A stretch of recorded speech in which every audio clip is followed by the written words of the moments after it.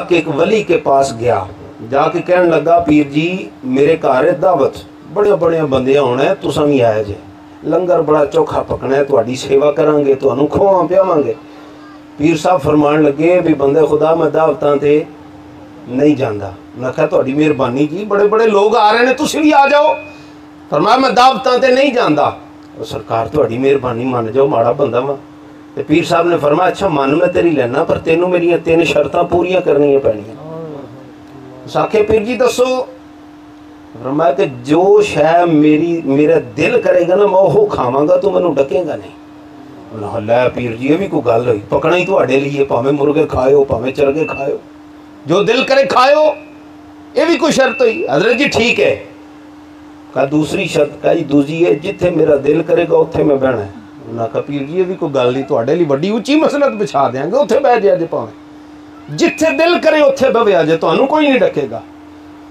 ते तीसरी शर्त उन्हें कहा तीसरी शर्त वे जो मैं तेनू आखांगा वो तेनू करना पैना है।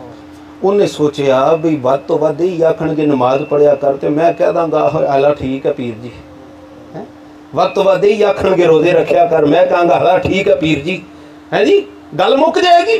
मैं कहा चलो पीर साहब तो मेरे घर आएंगे ना, लोग आखणगे वाह बई वाह, और फलाने बंदे की क्या शान है, ओ फलाने फलाने पीर साहब ये घर आए।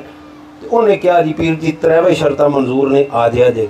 ये अल्लाह दे वली गए ते जाके जिथे ढेर लगा सी ना जुतियां दा, मेहमानां दियां जुतियां पईयां सन, उत्थे जुतियां दे ढेर ते जाके पै गए। गौर करे जे मेरी गल ते, मैं पंजाबी तकरीरां दा आदी कोई नहीं, पर अज गल सुनान लगा, तुहानू समझाउण लगा।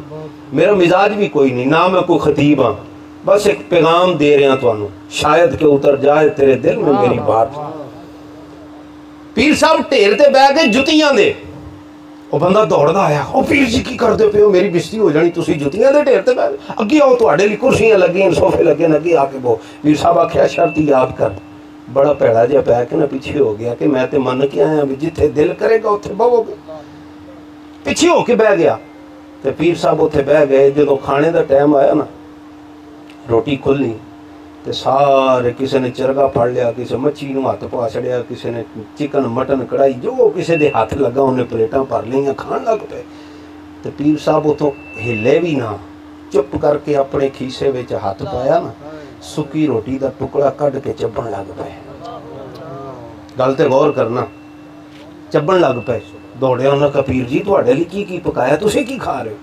फिर उन्हें शर्त याद आ गई भी पीर साहब आख्या सी जो दिल करेगा मैं खावांगा, तो मैनू डक नहीं सकता। मैं कहा पीर जी शर्त है, इसलिए खामोश हो जाना। जो सारे खाना खा के फारग हो गए, शायद के उतर जाए तेरे दिल में मेरी बात, गर्चे अंदाजे बयां बहुत शौक नहीं है।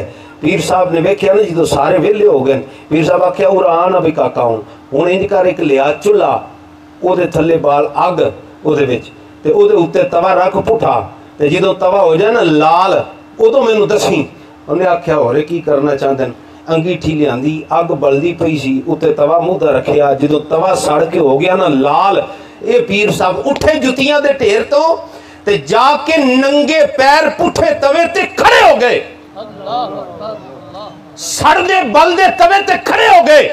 ते खड़े होके पता की आख्या, कहने लगे ओए मैं वो निका जिहा टुकड़ा खुश्क रोटी का खादा है, ते दुनिया की अग दे ऊपर खड़े होके, तांबे की जमीन नहीं है, तांबे की जमीन नहीं, सूरज भी सवाने देते नहीं, एक गर्मी भी आखिरत दी नहीं, दुनिया दी अग है ना, इस दुनिया दी अग ते लोहे दे तवे ते खड़ा होके मैं खुश्क रोटी दे टुकड़े का हिसाब दे रहा।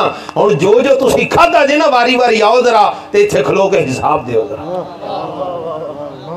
लोकां दीयां चीखां निकल गईयां। मैं कहा पीर जी ये हौसला साडे विच कोई नहीं, तो मैं तुहानू आना सारी जिंदगी रब दा दिता खाद खा खा के तुहाडे दंद टुट गए, साडे दंद कस गए खा खा के रब दी नेमतां।